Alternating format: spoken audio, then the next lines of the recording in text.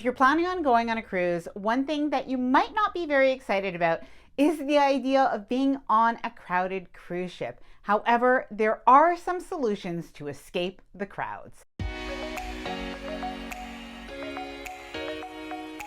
Hi there, I'm Ilana from the website lifewellcruise.com. Welcome back to my channel. Now, I love cruising, but I have to admit I have a couple of pet peeves, and one of them is that I don't love to be in lineups, and I really don't enjoy being in the middle of a big crowd. But there are some tips that we can all use to beat the crowds on a cruise ship and in port. Now, in this video, I'm going to share 12 really good tips or hacks that will help you to have an easier, less crowded time on your cruise vacation. Now, before I get started, I did want to mention that if you like this video, if you find it helpful, informative, or enjoyable in any way, then please do give this video a big thumbs up. I really do appreciate it, and please subscribe to the channel if you haven't done so already. Let's get started. Okay, so there are a few things that you need to know right off the bat. The reality is, if you're going on a mainstream cruise, there are going to be certain times where it is going to be a little bit more crowded, or you will feel the congestion of the amount of passengers that are all doing the same thing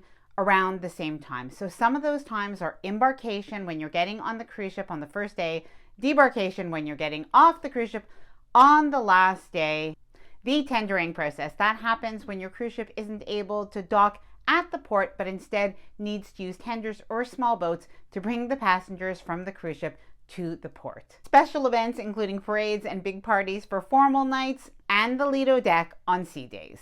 That said, there are still ways to get away from the crowds during most of your cruise.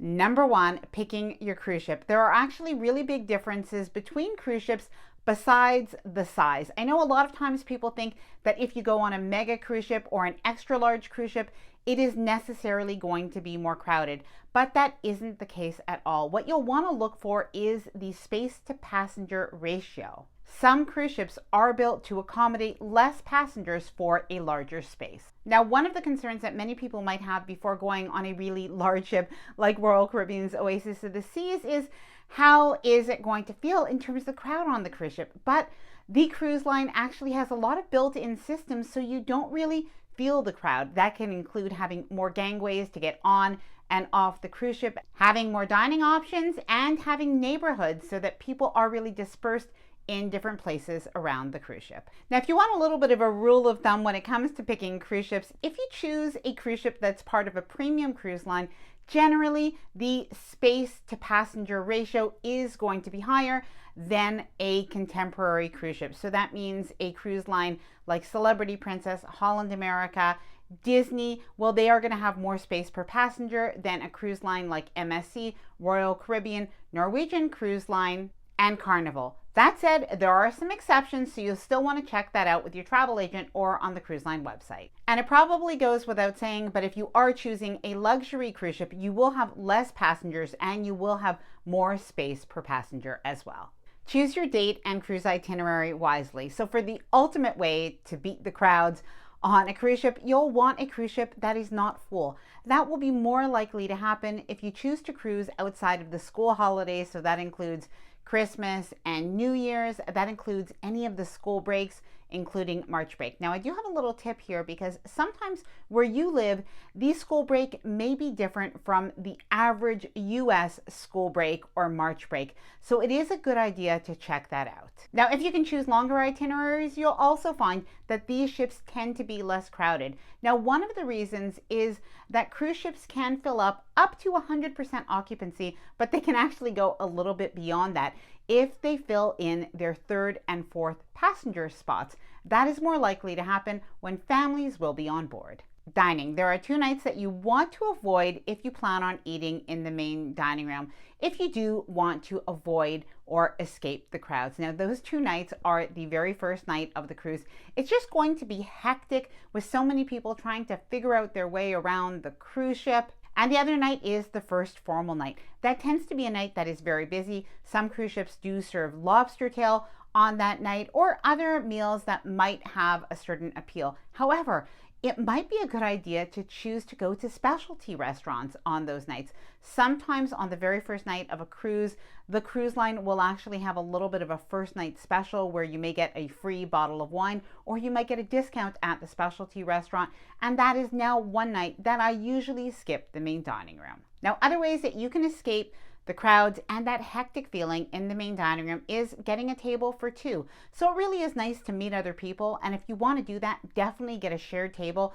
But if you want a little bit of downtime, just ask for a table for two, or how many people are in your party. Now, the other thing that you can do is eat earlier or eat later than most other people will want to. So if you go to eat at around 5 p.m., it is not going to be crowded at all. You're going to have absolutely no problem, and you're going to find that the environment is, well, pretty calm. But the same thing is going to happen if you go to eat at 8 o'clock or so. So you can choose early or late to eat and then plan your evening activities around that. Embarkation day. You can expect embarkation day to be hectic, and you'll definitely feel some crowds when you're getting on board the cruise ship, especially in the cruise terminal. However, I promise it gets less busy than that once you are on board the cruise ship. Now, there are some ways that you can, well, make it a little bit easier on yourself. Firstly, you can choose to either arrive early or arrive later in the afternoon. If you arrive right in that sweet spot at about 12:30 or 1 o'clock p.m.,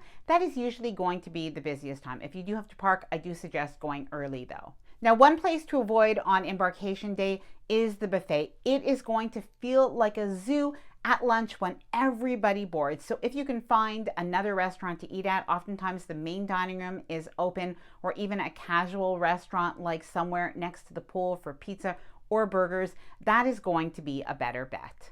Now, another alternative is to book an early access package. So a lot of cruise lines now have this where you can actually pay a little bit extra to get a package, to get on board early. It's going to come with a few other extra things too, and it really can be a value for certain passengers. By the way, I go into a lot of details about this and other ways that you can get on board your cruise ship faster on embarkation day in another video, so I will leave that at the end of this one. Scope out the quiet areas on your cruise ship. Now, if you do a little bit of research in advance, you could find out where there are actually really good quiet spots on the cruise ship. Sometimes there are these secret spots that frequent cruisers know about. Otherwise, once you're on board the cruise ship, do a little bit of exploration to find this out on the first and even second day of your cruise. Now, there's always a quiet spot, even on the pool decks, where it does tend to look and even feel crowded. If you just move a little bit away from the main part of the action, so the main pool, maybe where the DJ is in some of the activities, just go a little bit forward or a little bit back, or even to those upper sun decks where you definitely will find some lounge chairs. Now, another little spot to check where you will almost always find lounge chairs free are right in front of the exclusive area that you do need to pay extra. Now, when it comes to the bars, there are always some quieter bars that just don't get a lot of attention. So check the aft bars both during the day and during the evening. Oftentimes, those outdoor bars do stay open even into the evening and later part of the night, and they usually aren't crowded at all. Now, if the main pool has a little too much hustle and bustle for you, try checking out the adult-only solarium or the Serenity. Cabin choice. Your cabin choice can really help you to escape the crowds. If you have a balcony cabin, sit on your balcony, escape with an ebook or binoculars, or just enjoy the view. Now, you can also book a suite, and in particular, consider booking a suite or even any cabin that is on a ship within a ship concept. Some examples include Norwegian Cruise Line's The Haven, Celebrity's The Retreat, and the MSC Yacht Club. Not only are you going to be able to access these quieter, exclusive areas, but you're still going to have the benefit of all of the excitement and things to do on a big ship. Now, we were on board Carnival Venezia a few months ago, and we went and checked out the Havana area, and I definitely would consider booking that if I took another Carnival cruise. Now, when it comes to shore excursions, unfortunately, it can be one of the times that you could really feel the crowd. If you book a shore excursion with a cruise line, there's a good chance you're going to be stuck with 50 or more people on the same bus. That's waiting for a lot of people, and that does tend to be a crowd. So there are some ways that you can do things differently. You can either book a small group excursion with the cruise line. They do have some of those now, which are a little bit better. We were on a Princess cruise where we booked excursions that were 20 people or so. And honestly, I don't think it was much more expensive. So I definitely thought that that was well worth it. But otherwise, you can consider booking some local excursions. If you do book with a local tour provider or even with Viator or with Shore Excursions Group, somebody reputable, you can often find shore excursions that have smaller groups, and that definitely can be beneficial. Please let me know when it comes to shore excursions if you've ever booked with those local tour operators or small group excursions. Please let me know your experience down in the comments below. Avoid the Lido deck on sea days. Now that's easier said than done. If you like to use the pool, well, you don't want to avoid it completely, but you can avoid it during the peak hours. Now, something that I have found is on sea days, the Lido deck is not necessarily as busy in the morning time or in the late afternoon. So consider going to the pool from about 8 a.m. till about 11 and then returning somewhere around 3:30 or 4 p.m. Between 4 p.m. and 6, most of the time, the loungers are almost all going to be free.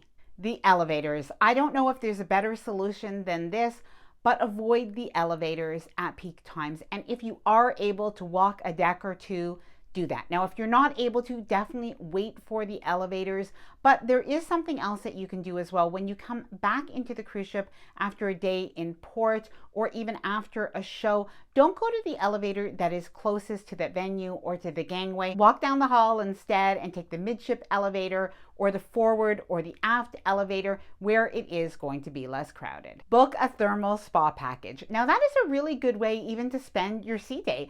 Go in the morning time to the main pool for a couple of hours, and then after that, spend the afternoon in the thermal spa. The thermal spa, oftentimes you can get passes for just a single day, or it's a pretty good value to get a thermal spa pass for the entire cruise. Book one of the adult-only exclusive areas on your cruise ship. Now, some cruise ships have an adult-only area that actually limits the amount of people that are able to be in that space during that day. So that includes Norwegian Cruise Line's The Vibe, and that includes Princess Cruise Line's Retreat, but you are going to find that those are quieter areas, and for the price, it might be well worth it. Relax on the promenade deck. Now, if you love the open space of the ocean, and it might be a little bit crowded on those upper decks, on the promenade deck, it's like a forgotten space oftentimes that you can actually walk really peacefully, and you can find chairs to read, to sit, look at the ocean.